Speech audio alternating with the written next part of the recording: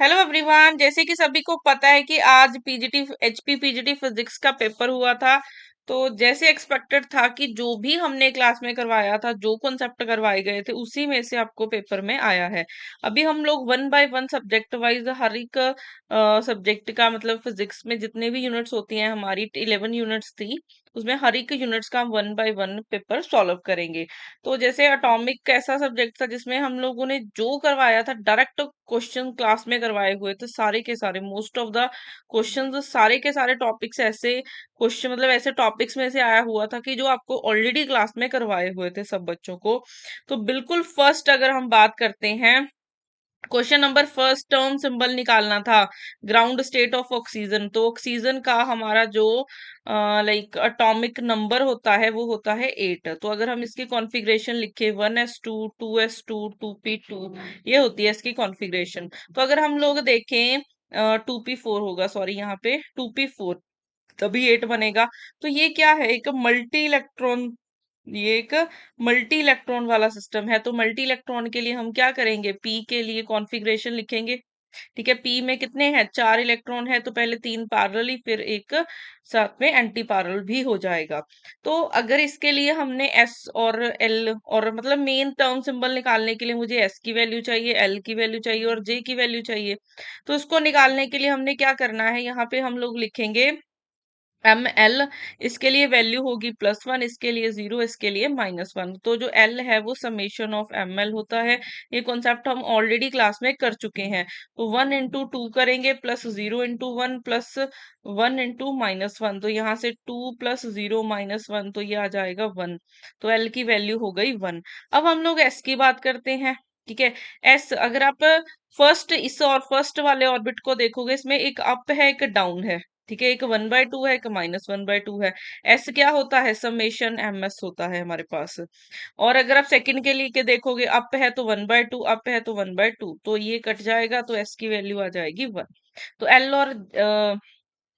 और एस की वैल्यू आ गई। अब जे निकालना है। जे क्या होता है, L -s2 L plus S होता है। तो यहाँ से हमारे पास हो जाएगा 1 -1 2 1 +1। तो हमारे पास जे की वैल्यू 0 1 2 ये वाली बन जाएंगी। ठीक है, हमारे पास जे की वैल्यूज 0 1 एंड 2 आ जाएंगी। अब जे की वैल्यूज हमारे पास निकल आई हैं। अब हमने देखना है कि कौन सा ग्राउंड स्टेट का टर्म सिंबल होगा।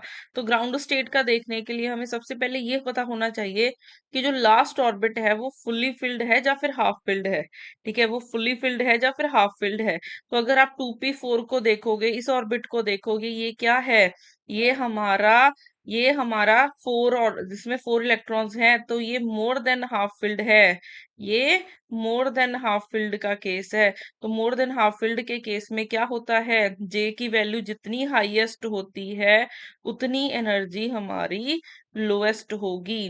तो जे की वैल्यू जितनी हाईएस्ट है उतनी एनर्जी लोएस्ट, मतलब जे इज इक्वल टू 2। और जे 2 किसके लिए आ रहा है, जे 2 है, और एल की वैल्यू 1 है, और एस की वैल्यू अब 1 है। एल की वैल्यू 1 मतलब पी होगा। ठीक है, तो पी ऑर्बिट है, और पी हमारा सिर्फ किस में आ रहा है, पी ऑर्बिट है, और एस की वैल्यू 1 है। तो जो हमारा टर्म सिंबल है, अगर मैं इधर लिख रही हूँ, टर्म सिंबल होता है 2s + 1 एल जे। तो यहाँ से एस की वैल्यू सब्स्टिट्यूट कर दो, 3p2 आ जाएगा हमारे पास टर्म सिंबल। मतलब ऑप्शन नंबर ए क्या हो जाएगा, करेक्ट हो जाएगा। तो ये डायरेक्ट टर्म सिंबल से क्वेश्चन आया हुआ था। उसके बाद नेक्स्ट की बात करते हैं। नेक्स्ट क्वेश्चन में क्या है, आपको न्यूक्लियर स्पिन मतलब आई की वैल्यू दे रखी है 9/2। The number of levels into which a 2d 5/2 term of bismuth split due to I J interaction. ठीक है, तो अब इस क्वेश्चन में देखो, आई जे इंटरेक्शन मतलब हाइपरफाइन, आई जे इंटरेक्शन किस में होती है, हाइपरफाइन स्ट्रक्चर में होती है। ये भी हम लोग क्लास में कर चुके हैं। तो हाइपरफाइन स्ट्रक्चर में हमारे पास क्या होता है, हमें एफ निकालना होता है। एफ क्या होता है, आई -j टू आई + जे। अब आई की वैल्यू दे दी गई है, जे की वैल्यू हमें इससे पता चल जाएगा, जे की वैल्यू कितनी है 5/2। तो यहाँ से एफ निकल जाएगा 9/2 -5/2 टू 9/2 +5/2। तो यहाँ से आपके पास क्या बन जाएगा, 4/2 टू 14/2। तो ये बन गई वैल्यू 2 to 7। ठीक है, तो एफ की आपके पास कितनी वैल्यूज आ जाएंगी, 2 3 4 5 6 7, तो टोटल कितनी हो गई हैं? 6 वैल्यूज आ गई हैं। टोटल कितनी है? 6 वैल्यूज। तो ये 6 लेवल्स में क्या होने वाला है? स्प्लिट होने वाला है। ये क्या होगा हमारा? 6 लेवल्स में क्या होने वाला है? स्प्लिट होने वाला है। तो इसका आंसर ऑप्शन नंबर बी हो जाएगा। ठीक है। उसके बाद नेक्स्ट अगर थर्ड क्वेश्चन की बात करती हूँ, for a P square configuration the states, पूछा है कि कौन सा ग्राउंड स्टेट का होगा। ये तो बहुत आसान क्वेश्चन है। ठीक है। इसका हमारे पास मेथड क्या होता है? सबसे पहले हम एस देखते हैं। एस की वैल्यू जितनी हाईएस्ट होगी उतनी एनर्जी क्या होती है? लोएस्ट होती है। जितनी एस की वैल्यू हाईएस्ट होगी उतनी एनर्जी लोएस्ट होगी। सेकंड, अगर एस सेम हो जाता है तो हम एल पे चलते हैं। अगर एल जितना हाईएस्ट होगा उतनी एनर्जी की वैल्यू लोएस्ट होती है। अगर किसी के लिए एल भी सेम हो जाए, थर्ड हम लोग जे की बात करते हैं।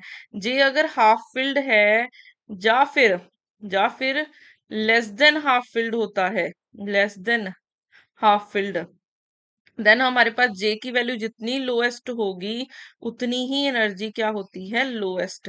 फोर्थ केस क्या आ जाता है? मोर देन हाफ फील्ड के लिए, मोर देन हाफ फील्ड के लिए, मोर देन हाफ फील्ड के लिए हमारे पास क्या होता है? मोर देन हाफ फील्ड के लिए, फील्ड के लिए जे की वैल्यू जितनी हमारे पास, जे की वैल्यू जितनी ज्यादा होती है,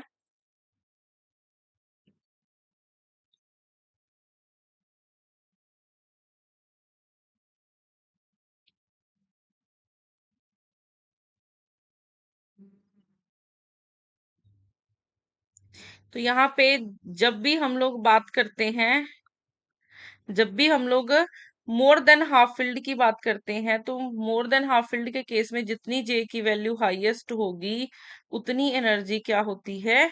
लोएस्ट होती है। उतनी एनर्जी क्या होती है? लोएस्ट होती है हमारे पास। ठीक है। उतनी एनर्जी लोएस्ट होगी। तो अब यहाँ पे हमारे पास क्या है? अगर मैं पी स्क्वेयर को देखती हूँ, ये क्या है? लेस देन हाफ फील्ड है। लेस देन हाफ फील्ड का केस है।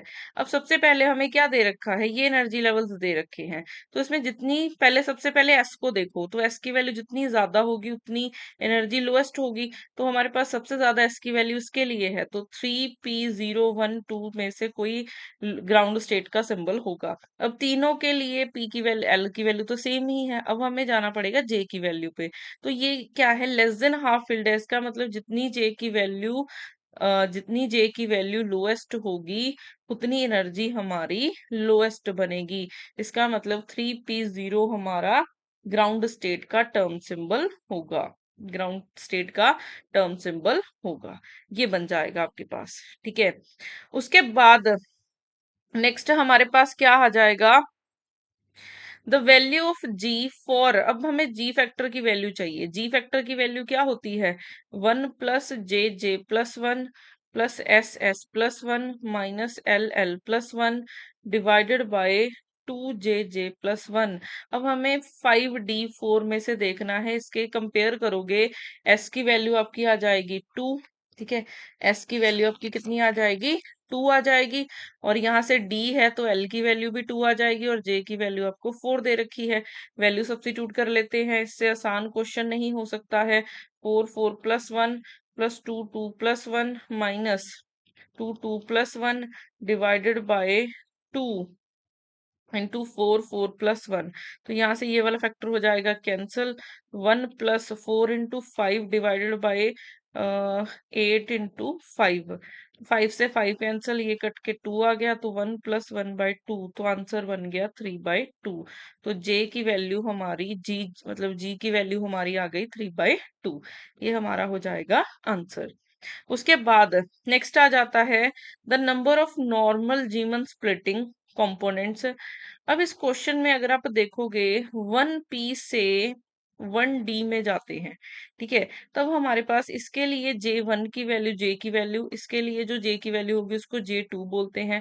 अब इस केस के लिए अगर आप देखोगे, S आपका 0 है। ठीक है। S 0 है और L की वैल्यू 1 है, तो J की वैल्यू आपकी 1 हो जाएगी।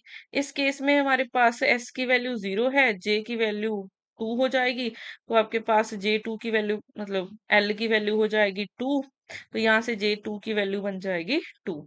तो अब यहाँ से आप अगर देखोगे टोटल नंबर ऑफ जो जीमन लाइंस हमने क्लास में किया हुआ है, वो क्या किया हुआ है, 2JJ+1 plus 2JJ+J2 plus 2J+1 ये किया हुआ है। वैल्यू सब्स्टिट्यूट करोगे यहाँ पे तो ये बन जाएगा 9, बट 9 तो किसी ऑप्शन में नहीं है। बट जो 9 लाइंस आएंगी वो इक्वली स्पेस आती हैं, मतलब तीनों की एनर्जी, जैसे 3 लाइंस ऐसी आएंगी जिनकी एनर्जी ये रहेगी, 3 लाइंस ऐसी आएंगी, मतलब ऐसे रहता है। इसकी एनर्जी ई है तो इसकी ई माइनस म्यू कुछ समथिंग होगी, इसकी ई प्लस म्यू समथिंग होगी। तो ऐसे आपके पास 3 लाइंस बनेगी। जब आप जीमन का स्पेक्ट्रम बनाओगे ना, उसमें 3 लाइंस बनने वाली हैं। ये क्लास में भी हम क्वेश्चन कर चुके हैं। तो इसका ऑप्शन नंबर ए करेक्ट हो जाएगा। इसका ऑप्शन नंबर ए करेक्ट हो जाएगा। इसमें तीन, जब जीमन स्पेक्ट्रम बनता है तो उसमें 3 कंपोनेंट्स निकल के आते हैं। ठीक है, 3 कंपोनेंट्स निकल के आते हैं। यहाँ पे जीमन के कंपोनेंट्स पूछे गए हैं तो कंपोनेंट्स हम लोग ऐसे निकालेंगे।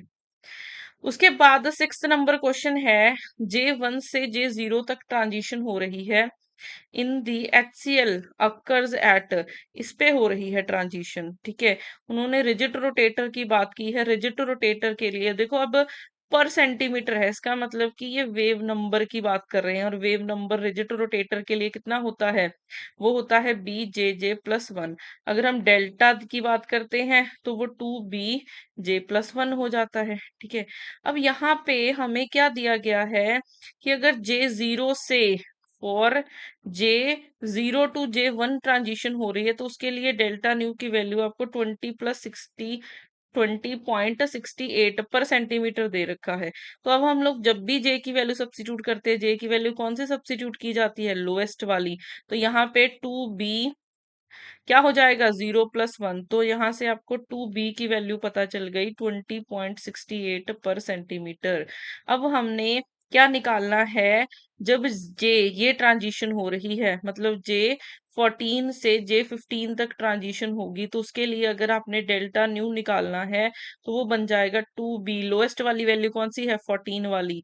तो 14+1, 2B into 15। 2B की वैल्यू हमें पता चल गई है, कितनी है, 20.68 into 15। तो हमें इसकी वैल्यू पता चल गई है। ठीक है, ये 300.68 पर सेंटीमीटर। बट हमसे पूछा है वेवलेंथ। अब ये क्या होता है, 1 बाय रेसिप्रोकली होता है 1 बाय वेवलेंथ। तो यहाँ से वेवलेंथ हो जाएगी 1/न्यू बार। न्यू की वैल्यू दे रखी है, इसको थोड़ा सा कैलकुलेट करो। कैलकुलेट करके जो इसका आंसर है वो 33 माइक्रोमीटर आ जाएगा। 33 माइक्रोमीटर आ जाएगा, 32 33। ठीक है, अप्रोक्सीमेट। तो ऑप्शन नंबर सी हमारा करेक्ट हो जाएगा। यहाँ से ऑप्शन नंबर सी क्या हो जाएगा, करेक्ट हो जाएगा। उसके बाद नेक्स्ट हमारे पास 7th नंबर क्वेश्चन आ जाता है, the जीमन pattern of a line containing 9 इक्को distance components. The upper state आपको दे रखी है, ऐसे है, अपर स्टेट आपको दे रखी है 3P2, लोअर स्टेट पूछी है। ठीक है, अब हमने एक टोटल किया हुआ है कि जो टोटल लाइंस होती हैं जीमन स्पेक्ट्रम में वो कितनी होती हैं, 2J1+J2 plus 2J1, 2 times J1+1, इतनी लाइंस होती हैं। अब ये लाइंस आपको दे रखी हैं 9।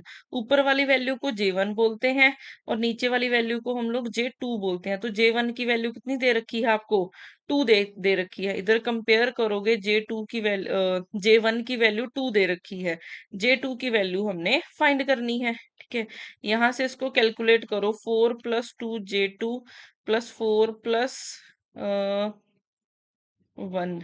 ठीक है, तो यहाँ से आपके पास सॉल्व करके, 1 मिनट।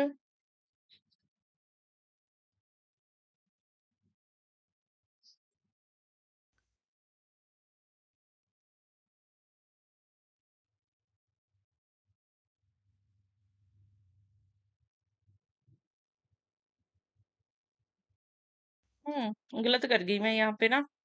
J1 हमें दे रखा है, J2 हमें फाइंड करना है यहाँ पे। 1 मिनट,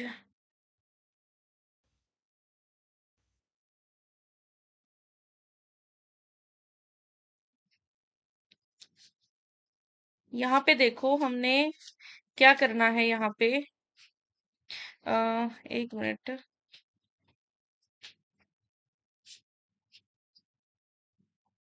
फुल स्क्रीन कर लेते हैं। देखो यहाँ पे ना जो ऊपर वाला होता है उसको J2 लेते हैं और नीचे वाले को हम लोग क्या लेते हैं J1। तो यहाँ पे J2 की वैल्यू हमें दे रखी है 2। ठीक है, यहाँ से J2 की वैल्यू हमें पता चल गई है। J1 की हमने निकालनी है वैल्यू। तो J2 की वैल्यू हम लोग सब्स्टिट्यूट कर देते हैं, J1 को हम लोग एज इट इज रखेंगे। तो यहाँ पे J1 हो जाएगा 2 टाइम्स J1। तो आपके पास J1 ऐसे बनेगा ये। ठीक है, तो यहाँ से कंपेयर करोगे 5 प्लस ये बन जाएगा 4J1। तो 9 - 5 = 4J1। तो 4 = 4J1। तो यहाँ से J1 की वैल्यू आ जाएगी 1। तो आपके पास J1 की वैल्यू सिर्फ एक में ही आ रही है, वो आ रही है बी ऑप्शन में। ठीक है, तो यही हमारा करेक्ट ऑप्शन हो जाएगा। उसके बाद which of the molecule is I R inactive. I R inactive, I R का मतलब आई आर स्पेक्ट्रा कब होता है वाइब्रेशनल में। वाइब्रेशनल स्पेक्ट्रा कौन से मॉलिक्यूल शो करते हैं, जो हिट्रो हिट्रो मॉलिक्यूलर होते हैं। जो क्योंकि हिट्रो मॉलिक्यूल्स में परमानेंट डाइपोल मूवमेंट होता है। तो जिनके पास परमानेंट डाइपोल मूवमेंट नहीं है वो इनएक्टिव होंगे। परमानेंट डाइपोल किसके पास नहीं होगा, होमो न्यूक्लियर के पास। तो इनमें से होमो न्यूक्लियर कौन सा है, O2 है। ठीक है, तो O2 IR इनएक्टिव होता है बट रमन एक्टिव होता है। ये क्लास में हमने ऑलरेडी किया था, ऑप्शन नंबर सी करेक्ट हो जाएगा। उसके बाद next, the ground state electronic configuration आपको दे रखी है ये। ठीक है, the G factor for this, G की वैल्यू दे रखी है। इफेक्टिव मैग्नेटिक मूवमेंट निकालना है। अब जो इफेक्टिव मैग्नेटिक मूवमेंट है वो क्या होता है, G J+1 into mu B, ये होता है आपके पास मैग्नेटिक मूवमेंट की वैल्यू। अब जी जे की वैल्यू आपको ऑलरेडी दे रखी है 8/11। अब मुझे जे की वैल्यू निकालनी है। तो जे की वैल्यू निकालने के लिए यहाँ पे क्या है, 4f3 आपको दे रखा है। ठीक है, कॉन्फ़िगरेशन। यहाँ से हम लोग जे की वैल्यू निकालेंगे, किसके लिए, ग्राउंड स्टेट के लिए। ठीक है, अब मेरा टारगेट क्या रहेगा, जे की वैल्यू निकालना। जे की वैल्यू के बिना मैं मैग्नेटिक मूवमेंट की वैल्यू नहीं निकाल सकती। तो अब इसके लिए देखो 4f3 है, एफ के लिए अगर हम देखते हैं तो कितने बॉक्स बनते हैं, 7। ठीक है, 1 2 3 4 बन गए, 5 6 7 ये बन गए। तो अगर इसमें इलेक्ट्रॉन फिल करेंगे वो ऐसे रहेंगे। तो इस केस के लिए हमारे पास क्या बन जाएगा, ml +3 +2 +1 0 -1 -2 -3। तो अगर हमने L निकालना है वो समेशन ऑफ ml होता है, ऑलरेडी क्लास में कर चुके हैं। ठीक है, 3 × 1 2 × 1 +1 × 1। तो यहाँ से आपके पास बन गया 3 + 2 + 1, तो 5 + 6 बन गया। L की वैल्यू आ गई 6।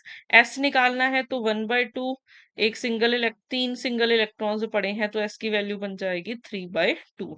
J हमारा बनेगा L - S2 L + S। तो यहाँ से आपके पास बन गया 6 - 3/2 टू 6 + 3/2। तो इसको सॉल्व करोगे तो यहाँ से J की वैल्यू बन जाएगी आपकी 9/2 टू 15/2। ठीक है, अब हमने देखना है ग्राउंड स्टेट के लिए। तो ग्राउंड स्टेट के लिए अगर आप देखोगे ये क्या है, लेस देन हाफ फिल्ड है। लेस देन हाफ फील्ड का मतलब क्या है, कि जितनी जे की वैल्यू लोएस्ट होगी उतनी एनर्जी लोएस्ट होगी। तो जे की वैल्यू लोएस्ट वाला हमारा ग्राउंड स्टेट का सिंबल होगा। ठीक है, तो यहाँ पे जे की वैल्यू लोएस्ट 9/2 होगी। तो 9/2 हमारा ग्राउंड स्टेट का सिंबल होगा। जे की वैल्यू पता चल गई हमें 9/2। तो यहाँ पे अगर म्यू जे देखोगे 8/11 इंटू रूट में 9/2, 9/2 + 1 और साथ में म्यू बी है। तो इसको 8/11 करोगे कैलकुलेट, क्या बन जाएगा, 9 3 बाहर आ जाएगा, √11/2 म्यू बी। ये कट के आ जाएगा 4। तो इसको थोड़ा सा करो कैलकुलेट, 12/√11 इंटू म्यू बी। तो इसको कैलकुलेट करके 3.63 म्यू बी आ जाएगा। मतलब ऑप्शन नंबर बी करेक्ट हो जाएगा इसका। इसका ऑप्शन नंबर बी हमारा क्या हो जाएगा, करेक्ट हो जाएगा। उसके बाद नेक्स्ट क्वेश्चन नंबर 10th की बात करते हैं। फाइन स्ट्रक्चर स्प्लिटिंग आपको दे रखी है इन हाइड्रोजन एटम। ठीक है, जब भी हम लोग स्प्लिटिंग की बात करते हैं ना कि दो एनर्जी लेवल में स्प्लिटिंग दे रखी है, तो ये हमने क्लास में भी किया था कि जो एनर्जी है दो लेवल्स के बीच में, चाहे आप वेव नंबर के बीच में डिफरेंस देख लो, ये Z4 के डायरेक्टली प्रोपोर्शनल होता है।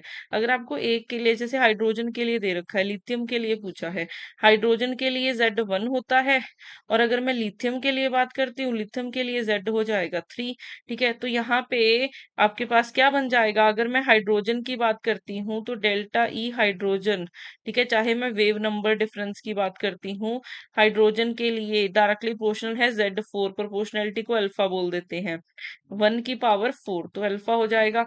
अगर मैं बात करती हूँ लिथियम के लिए, ठीक है, लिथियम के लिए बात करती हूँ, तो ये बन जाएगा अल्फा Z 3 की पावर 4 बन जाएगा, तो ये 81 हो जाएगा। दोनों को डिवाइड करोगे तो डेल्टा लिथियम बन जाएगा आपके पास, अल्फा से alpha cancel, 81 into delta E of hydrogen, तो ये बन जाएगा आपका चाहे in terms of wave number लिखो, चाहे ये लिख लो, सेम ही बात है, 0.4 पर सेंटीमीटर।